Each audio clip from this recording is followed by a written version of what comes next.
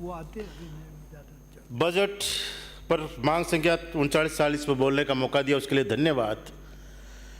Budget के बाद थोड़ी निराशा मुझे ही नहीं, सभी उन शहरवासियों को हुई जब बजट के बाद में उन्हें पता चला कि इस बजट में शहरों के लिए, विकास के लिए कुछ दिया नहीं गया।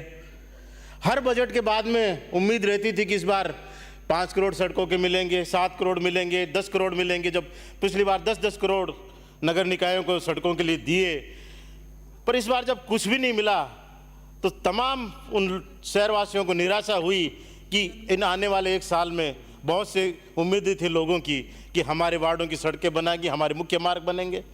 तो एक जो विकास की धारा बह रही थी शहरों में, कहीं न कहीं उसमें ठहराव आया है। शहरी नरेगा जिसको बड़े पैमाने पर चालू किया गया, जिसका आगे विस्तार होना चाहिए था, उसको कटौती करके आधा कर दिया। तो इससे एक निराशा का माहौल शहरी लोगों में विशेष तौर से हुआ है। दूसरा, चुनाव के बाद जब जो काम चल रहे थे या जो शुरू होने थे, अचानक सिर्फ इसलिए रुक गए कि उनको रिव्यू के नाम पे एक सब फाइलों को मंगा लिया गया। जिनके टेंडर हो गए उनको भी एक बार रोक दिया गया, वर्क ऑर्डर हो गए उनको भी काम चालू करने के लिए दिया गया। सुजानगढ़ नगर परिषद का 80 करोड़ रुपए का ड्रेनेज परियोजना स्वीकृत हुई थी पिछले बजट में, 25 करोड़ रुपए उसमें से पिछले बजट में मंजूर होकर उसके टेंडर आमंत्रित कर दिए गए, और जिसको खुलने की स्वीकृति आप मंत्री महोदय के यहाँ पड़ी हुई है लंबे समय से। ऐसे ही और बहुत से काम, तो उनको आप प्राथमिकता से अब उन स्वीकृतियाँ निकालें। अब आचार संहिता भी नहीं है और कोई भी नहीं है, समय भी खूब हो गया, 7-8 महीने, रिव्यू शायद मेरे ख्याल से सब हो गए होंगे। अब उन टेंडरों को खोलने की आप स्वीकृति दें ताकि काम हो सके और समय पर ये काम हो सके। आपने रिव्यू के नाम पर सफाई कर्मचारियों, सफाई के जो टेंडर होते हैं, जो ट्रैक्टरों के, ऑटो ट्रिपर के कर्मचारियों के संविदा पे लग रहे हैं, उनको भी रोक दिया गया। और पिछले 6 महीने से जिस तरह से दुर्दशा सफाई के मामले में हुई है कि न ट्रैक्टर न ऑटो ट्रिपर चल पा रहे थे क्योंकि वो टेंडर रिन्यू हुए नहीं, दोबारा रिव्यू के मान से रोके गए। और अब तो 6 महीने जो हुई है, अब आगे से ऐसी नहीं हो कि कम से कम सफाई का जो मामला होता है उसमें तो देखने की जरूरत ही नहीं थी, ये तो रूटीन की प्रक्रिया थी, उसको रोकने का कोई काम ही नहीं था। पर लोगों को जो पिछले 6-7 महीनों में जिस तरह से परेशानी हुई, आगे ऐसी परेशानी हो नहीं।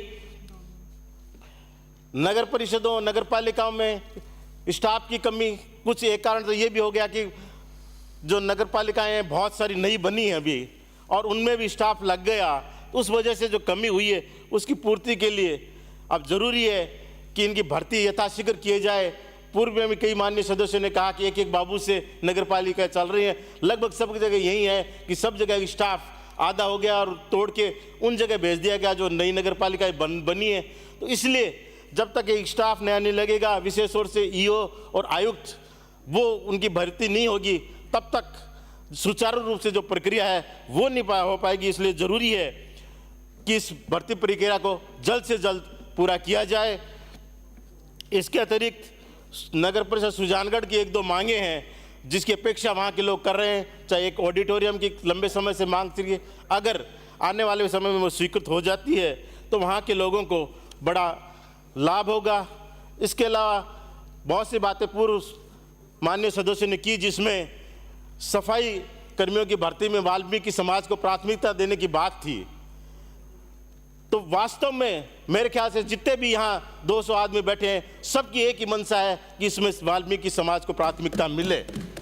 आपने खड़े होकर माननीय पारिक जी की बात का जवाब देते हुए कानूनी अड़चन की बात करी, तो कानून बनाने वाले भी कौन है?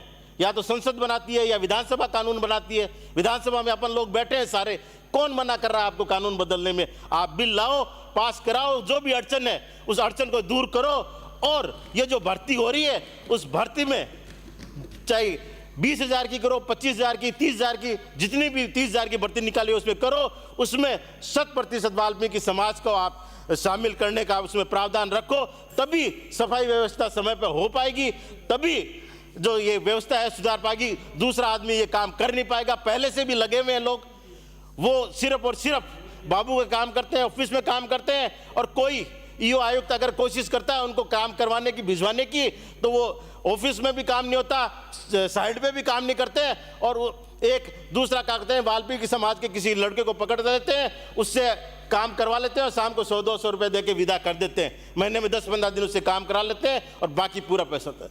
जैसे काम इसी सब लोगों को करना है तो क्यों नहीं पूरी प्राथमिकता देके अपन इन्हीं को इसमें करावें। पट्टों की बात हुई, पट्टे बनने का अभियान रुक गया, लेकिन जो फाइलें अभी पड़ी हुई हैं कुछ, उनको एक विशेष टारगेट देके, अभियान देके जल्द से जल्द उनका भी निस्तारण कराएं।